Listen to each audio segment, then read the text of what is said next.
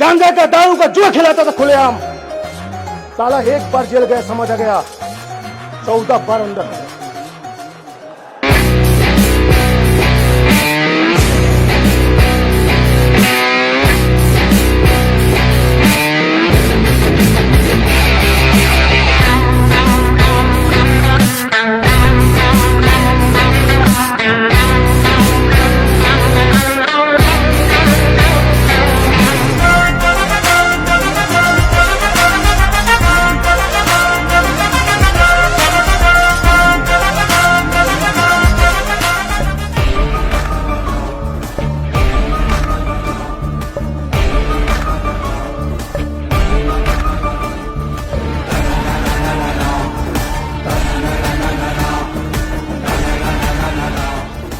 मेरे जीवन में जो गुजरा है वो खुलेआम बोलता हूं। इसीलिए मैं कहता हूं, आग लगा दी मेरी जिंदगी में, आग लगा दी मेरी जिंदगी में। जब से इस लाइन को खेल खेला है, अगर कोई पूछेगा तो बता देना ये जितेंद्र धीवर शतरंज का खेल खेला है। थोड़ा टाइम जरूर लगेगा मेरे दोस्त, थोड़ा टाइम जरूर लगेगा मेरे दोस्त, लेकिन इतना याद रखना, एक दिन खेल भी हमारा होगा और खिलाड़ी भी हमारा होगा। दोस्तों, मैं अपना परिचय जितेंद्र धीवर लिखता हूं, रायपुर छत्तीसगढ़ से हूं। मेरा जर्नी बहुत अच्छा नहीं है। पूरे खानदान में 7 पीढ़ी सब अनपढ़ है, पहली क्लास भी नहीं पढ़ा है, और 7 पीढ़ी मेरे घर जो है झुग्गी झोपड़ी है। एक भी व्यक्ति उस खानदान में पहली क्लास नहीं पढ़ा है, और 7 पीढ़ी तक मेरे घर जो है झुग्गी था। मैं इसी यूपी की धरती में ईटा बनाने काम करता था। इलाहाबाद, फैजाबाद, अरौली, नंसा एक गांव है, फैजाबाद जिले में था। मैं 9 महीना ईटा बनाया मेरे दोस्त। काम के लिए मैं आपके यूपी की धरती में आया था।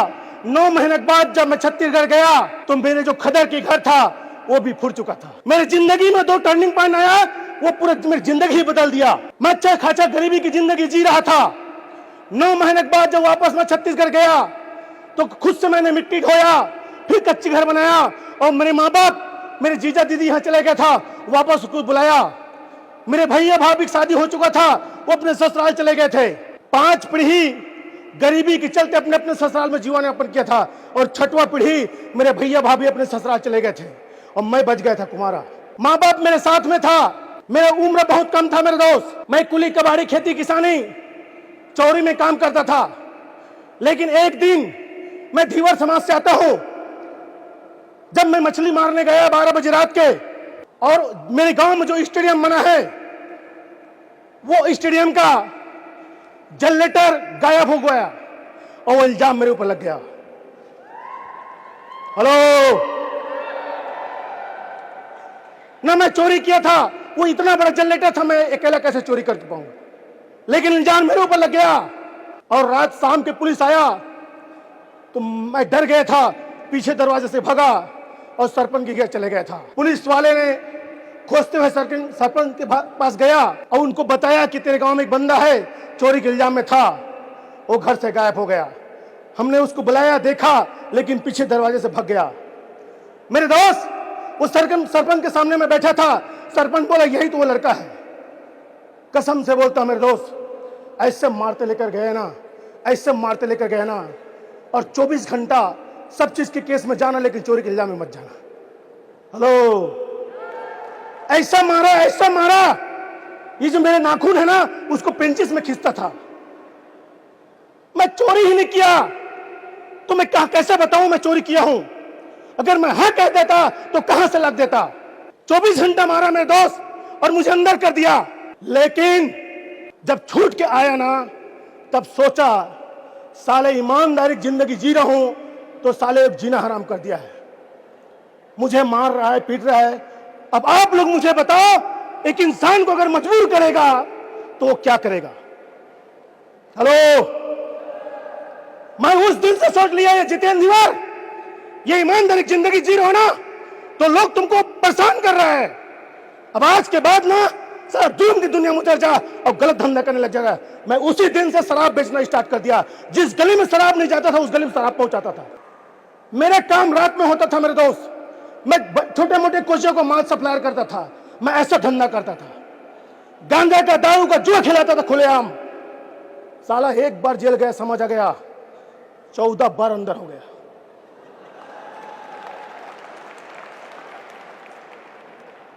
जितेंद्र धीवर उस दिन सोचा, जितेंद्र धीवर ये 100 साल जीने की जरूरत नहीं है, 5 साल ऐसा काम करो कि लोग तुझे 100 साल तक याद करें।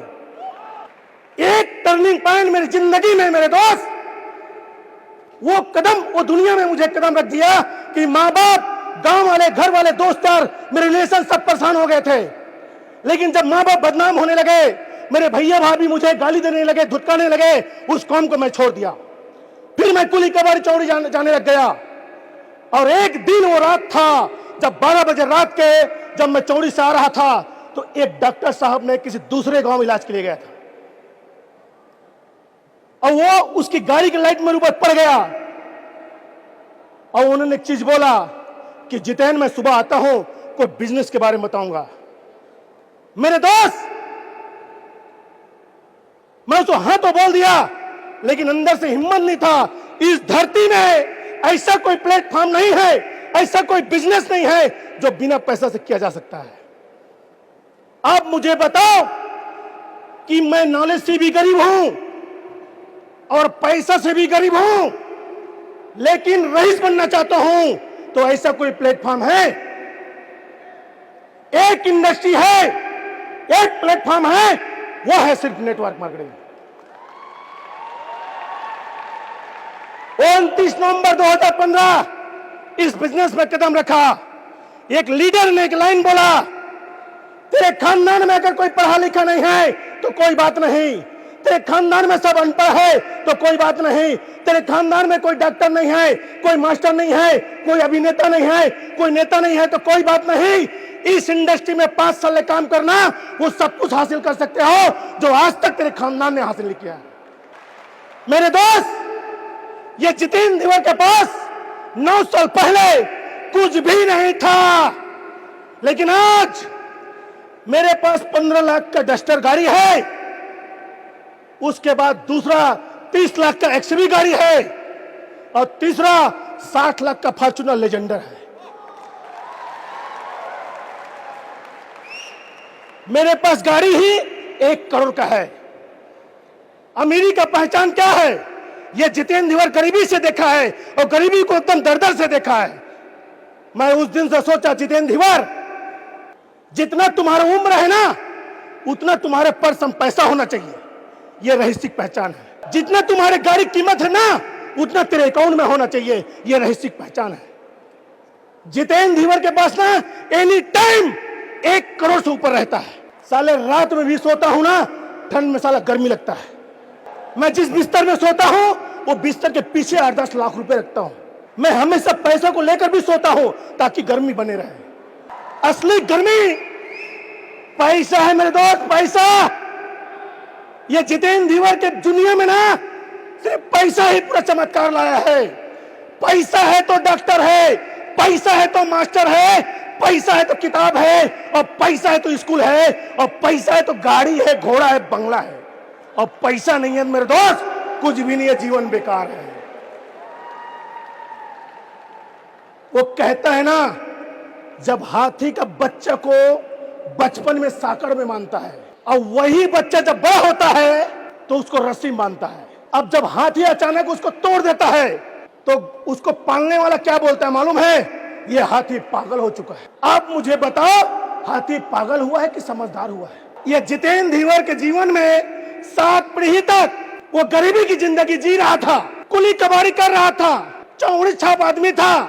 लेकिन 8वां पीढ़ी जितेंद्र धीवर जब बड़े बड़े बात करने लग गया, गांव में, शहर में, दोस्त यार के पास, मैं करोड़पति बनूंगा, बंगला लूंगा, गाड़ी लूंगा, तो मेरे जितने भी दोस्त यार क्या बोले मालूम है? ये पागल है, ये पागल है। साले खानदान नौकर है, खानदान पूरे झुग्गी झोपड़ी में है, ये बड़े बड़े सपना देखता है, ये पागल हो गया है। आप मुझे बताओ, मैं पागल हुआ हूं कि समझदार हूं? मेरे दोस्त, जो नहीं बदलना चाहता ना, उसको कभी बदलने की कोशिश मत करो। मेरे जितने 40 दोस्त यार हैं, मैंने ट्राई किया, कोशिश किया, लेकिन जबरदस्ती नहीं करता। मेरे दोस्त, बदलने की बिल्कुल कोशिश मत करो। एक स्टोरी बता रहा हूं। एक बच्चे को, खूबसूरत सुअर का बच्चे है, एक सुअर का बच्चा एकदम क्यूट था, एक खूबसूरत लड़की को मिल गया रोड में, उस बच्चे को पकड़ा, अपने घर लाया, उसको नहलाया धुलाया, कपड़ा पहनाया, एक से खिलाया और साथ में भी सुलाया। और जैसे जैसे दिन गुजरते गया, सुअर के बच्चा जो है कमजोर होते गया। उसको खेलने का मन नहीं कर रहा था, उसको कूदने का मन नहीं कर रहा था। लेकिन जब पहले दिन उसको लाया था ना, खूब उछल कूद कर रहे थे। लेकिन जैसे जैसे दिन गुजरा, जैसे जैसे महीना गुजरा, वो सुअर के बच्चा खेलना बंद कर दिया। लड़के को डाउट हुआ इसका तबीयत खराब है क्या। इसको पाकर चलो गली में निकलता है। जैसे सुअर के बच्चे को पाकर गली में निकला और सामने दलदल दिखा तो वो ऐसे कूदने की कोशिश किया। लड़की को लगा कि इसको छोड़ देना चाहिए, खेलना चाहता है। जैसे छोड़ा, साले दलदल में घुसा, फिर वापस आया, लड़की 4 बार फिर घूम रहा, फिर दलदल में घुसा, फिर लड़की पास आया, 4 बार फिर घूमा। लड़की सोच में डूब गया कि साला इसके स्वभाव ही साला दलदल में गंदगी था, गंदगी खाने वाला, गंदगी रहने वाला। मैं इसको बदलने चला था, इसको नहीं बदल पाया। हमारे एमडी साहब जो है, कोई भी आदमी को बोलता बोल बोल के थक गया है, ऐसे कर, ये कर, वो कर ही नहीं पा रहा है। तो मैं कहता हूं ज्यादा कोशिश मत कर सर, अब बदलना ही नहीं चाहता, मैं क्या कर सकता। उसकी स्वभाव में है, उसकी सोच में है, उसके थॉट में है, उसको बदलने की कोशिश मत करो। इसलिए कहता हूं बदलता है दुनिया, बदलने वाला चाहिए। झुके की दुनिया झुकाने वाला चाहिए, समझे की दुनिया समझाने वाला चाहिए। आप पहले समझो, उसके बाद दुनिया को समझाओ। हेलो, ये बिजनेस में देवव्रत भाई, मैं, मुकेश या फ्रेंड में जितना लीडर है, जितना तमाम मेरे भाई के परिवार के दोस्त तैयार है, जान पर सब पैसा कमा रहे हैं ना, इसके पीछे दुआ है मेरे दोस्त। मेरा इतना औकात नहीं है कि इस बिजनेस में इतना पैसा कमा लूं। आपके वजह से जो बीमारी 2 लाख 4 लाख में होता है ना, 1 लाख 2 लाख में होता है, वो बीमारी अगर 200-400 रुपए में ठीक होता है ना, इससे बढ़कर पुण्य काम ये दुनिया में नहीं हो सकता मेरे दोस्त। इसी वजह से इस इंडस्ट्री में जो पैसा कमा रहा है, सिर्फ दुआ की वजह से कमा रहा है। एक स्टोरी बता रहा हूं, एक डॉक्टर साहब को जाना था इमरजेंसी अमेरिका। हेलो, एक डॉक्टर साहब को जाना था इमरजेंसी में अमेरिका, वो भी 5 बजे किसी इंपॉर्टेंट मीटिंग में उसको शामिल होना था। लेकिन जैसे फ्लाइट पकड़ा, और पकड़ने के बाद इतना आंधी तूफान आया कि फ्लाइट को आगे ले जाना संभव नहीं। वो 20 शहर में उसको लैंड कराना पड़ा। 20 शहर में जैसे लैंड कराया, और लैंड कराने के बाद फिर वो टैक्सी किराया किया, और जैसे टैक्सी पकड़ा, फिर वो जहां जाना था उसके वहां के लिए निकल गया। और जैसे एक जंगल आया, इतना आंधी तूफान आया, सामने बड़े बड़े बल्ली गिर गया और पीछे भी गिर गया। डॉक्टर साहब सोच में डूब गया, अब तो जान का खतरा है, हो सकता है मेरे टैक्सी में ही कहीं पेड़ पौधा अगर गिर जाए तो हम मर सकते हैं। तो गाड़ी को रोका, और जैसे गाड़ी को रोका मेरे दोस्त, आंधी तूफान पानी शांत हो गया। सामने एक जुग्गी था, और जुग्गी में गए डॉक्टर साहब। वहां एक ऐसी बुढ़िया मां था जो छोटे से बच्चे को लेकर अपने कोरा में रो रहा था। उसकी नाक से, उसके कान से खून आ रहा था। वो डॉक्टर साहब ने पूछा, इसको क्या हो गया मां? तो उस मां का जवाब क्या था मालूम है? उस मां का क्या जवाब था मालूम है? वो मां ने बोला, बेटा इस धरती में इसका कोई इलाज नहीं कर सकता।